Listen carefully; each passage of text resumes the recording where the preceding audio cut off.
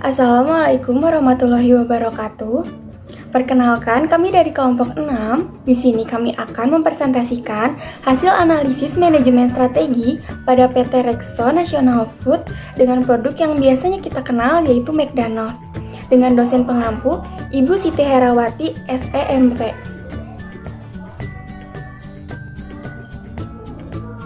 Di sini kami beranggotakan 4 orang. Yang pertama yaitu saya sendiri, Priscilla Dwi Septiani dengan NIM 101, lalu rekan saya, Ragil Putri Duyanti dengan NIM 102, lalu ada rekan saya, Putri Sanjaya dengan NIM 115, dan yang terakhir ada Nurah Mustasfa dengan NIM 119. Di sini saya akan menjelaskan tentang sejarah perusahaan McDonald's. Restoran McDonald's di Indonesia hadir pertama kali pada tahun 1991, di mana ini adalah negara ke-70 dari McDonald's di seluruh dunia. McDonald's Indonesia didirikan oleh Haji Bambang N. Rahmadi dan sampai sekarang beliau bertindak sebagai Presiden Direktur McDonald's Indonesia. Pada 22 Februari, restoran pertama McDonald's berada di Sarinah Tamrin, Jakarta. Sampai saat ini, restoran McDonald's di Indonesia telah berjumlah sebanyak 109 restoran. Tetapi pada tanggal 3 Juni tahun 2009, hak waralaba yang sebelumnya dimiliki oleh PT Bina Nusarama diambil alih oleh PT Rexo National Food yang merupakan anak perusahaan dari Rexo Group sebagai induk usaha perusahaan minuman ringan Sinar Sosro. PT Bina Nusarama berhasil membuat kesepakatan ini bersama McDonald's International Property Company atau MIPCO. Lalu di sini terdapat visi dan misi dari restoran McDonald's. Visinya yaitu to be the world's best quick service restaurant experience, yang artinya menjadi restoran cepat saji yang paling berpengalaman, paling cepat melayani, dan terbaik di seluruh dunia. Lalu misinya yaitu memahami tentang misi kami dan bagaimana menjadikannya menjadi kenyataan pada restoran McDonald's. Misi ini terdiri dari menjadi perusahaan terbaik bagi semua karyawan kami di setiap komunitas di seluruh dunia. Lalu yang kedua, menghadirkan pelayanan dengan sistem operasional yang unggul bagi setiap konsumen kami di setiap restoran cabang McDonald's. Dan yang terakhir, terus mengalami perkembangan ke arah yang menguntungkan sebagai sebuah brand, serta terus mengembangkan sistem operasional McDonald's ke arah yang lebih baik lewat inovasi dan teknologi. Lalu, restoran McDonald's juga memiliki analisis SWOT. Yang pertama ada strength atau kekuatan, yaitu memproduksi keberagaman menu yang diseragamkan dan disesuaikan dengan budaya dan selera masyarakat setempat, sehingga McDonald's dapat bersaing dengan restoran lainnya di seluruh dunia. Lalu, McDonald's merupakan salah satu pencetus restoran cepat saji di dunia yang mengutamakan kecepatan dan volume dalam setiap penyajian makanannya. Lalu, McDonald's memiliki a strong global presence dengan kompetitor domestik terdekat. McDonald's merupakan pemimpin pasar atau market leader baik secara domestik maupun secara internasional. Lalu, outlet perusahaan ditempatkan di wilayah yang strategis dan mudah terjangkau oleh masyarakat setempat. Lalu yang terakhir, kesuksesan dalam periklanan seperti adanya Amla Winit dalam setiap pemasarannya. Materi selanjutnya akan disampaikan oleh rekan saya. Terima kasih. Dan selanjutnya akan dibahas oleh saya. Sebelumnya izin memperkenalkan diri dulu. Nama saya Ragil Putri Duyanti dengan NIM 102. Yang pertama, memiliki harga yang kurang kompetitif sehingga dapat mengurangi kemampuan perusahaan untuk meningkatkan pendapatan. Yang kedua, teknik pemasaran atau periklanan yang hanya diutamakan pada anak-anak. Yang selanjutnya mengenai opportunity. PT Rexona National Food atau McDonald's mengembangkan secara terus-menerus pangsa pasar ke berbagai negara. Kemudian yang kedua, perusahaan dapat melakukan penjualan online sehingga memberikan kemudahan bagi pelanggan dan juga menambah fitur-fitur dalam pelayanan. Selanjutnya, The Ritz. Yang pertama, banyaknya pesaing di bidang makanan cepat saji yang lebih diminati pelanggan. Kemudian yang kedua, persamaan strategi dengan perusahaan lain seperti melakukan pembentukan format baru ataupun dalam mengembangkan menu makanan. Yang ketiga, adanya fluktuasi terhadap nilai mata uang asing. Strategi terdiri dari 3 bagian. Yang pertama, mengenai integrasi ke belakang. Di sini, McDonald's menerapkan integrasi ke belakangnya dengan cara mengakuisisi produsen gelas kertas. Untuk yang kedua, strategi pengembangan pasar.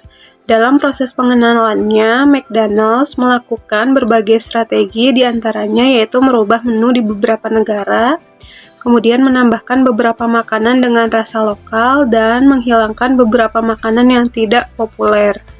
Untuk yang ketiga, strategi pengembangan produk. Pengembangan produk adalah upaya untuk meningkatkan penjualan melalui perbaikan produk atau jasa saat ini atau mengembangkan produk atau jasa baru.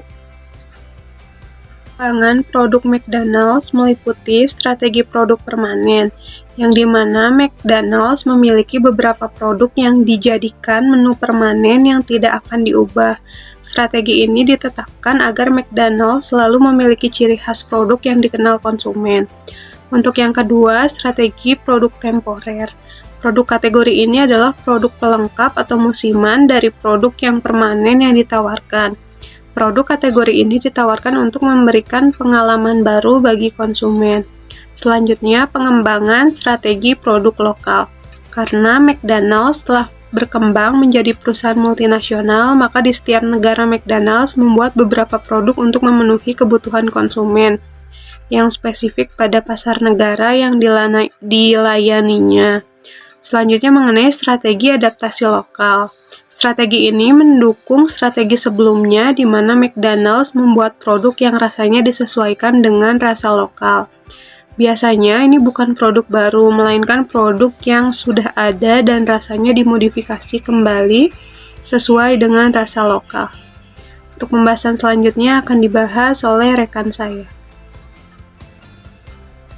Assalamualaikum warahmatullahi wabarakatuh. Perkenalkan, nama saya Putri Sanjaya dengan NIM 115. Di sini saya akan melanjutkan presentasi dari rekan saya, yaitu mengenai struktur organisasi. Struktur organisasi sangat diperlukan di perusahaan karena alat untuk merencanakan, melaksanakan, dan mengendalikan kegiatan-kegiatan yang telah ditetapkan oleh perusahaan.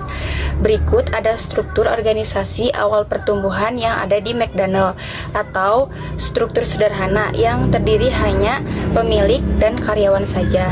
Kemudian ada struktur organisasi yang digunakan saat ini pada McDonald's, yaitu General Structure Organization, yang terdiri dari Company General Structure Organization. Secara umum, struktur organisasi ini dimulai dari Dewan Komisaris sebagai pemegang franchising McDonald's Indonesia, yang dipegang oleh Bapak Sukowati Sosrojoyo. Selanjutnya, untuk melaksanakan tugas sehari-harinya, dia dibantu oleh yang pertama ada Dewan Direksi yang bertugas untuk mengawasi pelaksanaan kegiatan organisasi perusahaan. Yang kedua ada Operation Director yang bertugas untuk menerima laporan keuangan dari setiap batch atau gabungan dari wilayah yang disampaikan oleh Operation Manager membawahi 12 departemen, yaitu yang pertama ada Franchising Department yang bertugas untuk mengenai masalah franchising McDonald's yang ada di Indonesia. Kemudian yang selanjutnya ada Business Development Department yang bertugas untuk mencari lahan-lahan yang sekiranya strategis. Kemudian ada Construction Department yang bertugas untuk membuat desain atau rancangan baru pada store. Yang selanjutnya ada Equipment Department yang bertugas dan bertanggung jawab terhadap pengadaan. Yang selanjutnya ada Purchasing Department, yaitu bertugas untuk mencari supplier-supplier yang dapat bekerja sama dengan McDonald's. Purchasing Department ini dibagi menjadi dua bagian. Yang pertama ada Quality Assurance yang bertanggung jawab terhadap kualitas barang. Yang kedua ada distribution center, yaitu yang mendistribusikan barang-barang ke store. Selanjutnya ada operation department, yaitu bertugas dan bertanggung jawab terhadap seluruh kegiatan operasional perusahaan yang dibawahi menjadi dua bagian. Yang pertama ada operational manager atau OM, bertanggung jawab atas semua perencanaan strategi. Yang keduanya ada operation consultant yang bertanggung jawab melaksanakan kebijakan. Kemudian ada accounting department, yaitu bertugas dan bertanggung jawab untuk menentukan atau merencanakan sistem keuangan.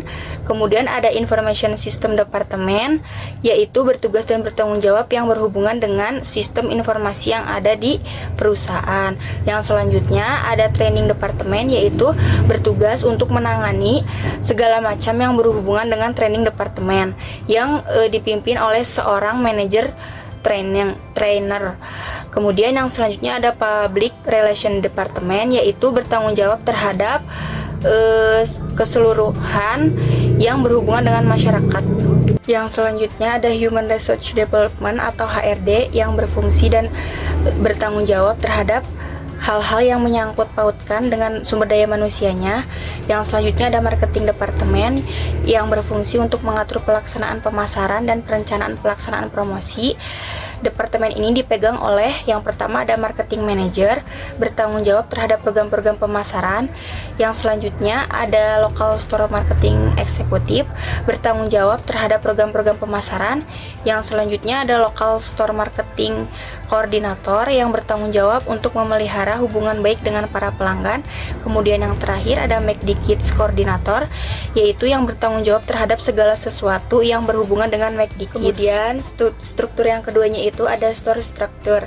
Yang digunakan oleh McDonald ini adalah jenis struktur organisasi lini atau garis. Dengan menggunakan tipe organisasi ini, maka perintah dalam perusahaan mengalir dari store manager, kemudian turun ke asisten manager yang pertama, kemudian turun lagi ke asisten manager yang kedua, dan turun ke junior manager, kemudian turun kembali ke trainee manager, dan turun ke crew leader, dan lini paling bawahnya itu adalah crew. Di luar lini tersebut juga terdapat star atau CS dan VIP yang bertanggung jawab penuh terhadap store manager. Store manager selanjutnya bertanggung jawab kepada operasional konsultan. Selanjutnya ada budaya organisasi. Etika dan budaya sangat penting dan diperlukan di dalam perusahaan McDonald. Karyawan yang berasal dari daerah yang berbeda terkadang dapat menimbulkan sebuah masalah dalam komunikasi. Tetapi McDonald membuat beberapa budaya dan etika. Seperti yang pertama itu penulisan kode etik dan standar dalam suatu perusahaan. Yang kedua, memberikan pelatihan etika kepada manajer, pelatih kru, karyawan lain, dan semua karyawan yang bekerja di dalam sebuah perusahaan harus saling menghormati satu sama lain. Izin memperkenalkan diri, nama saya Nurul Mustaspa dengan NIM belakang 119. Di sini saya akan menjelaskan mengenai pengendalian. Yang sebelumnya saya akan menjelaskan pengertian pengendalian strategi itu apa. Nah, pengendalian strategi merupakan bentuk khusus dari pengendalian organisasi yang memfokuskan kepada pengawasan dan evaluasi proses manajemen strategi dengan maksud untuk meyakinkan bahwa hal tersebut secara fungsi bisa berjalan sesuai tujuan organisasi. Nah, McD merupakan salah satu perusahaan multinasional di Indonesia pada bidang makanan dan minuman.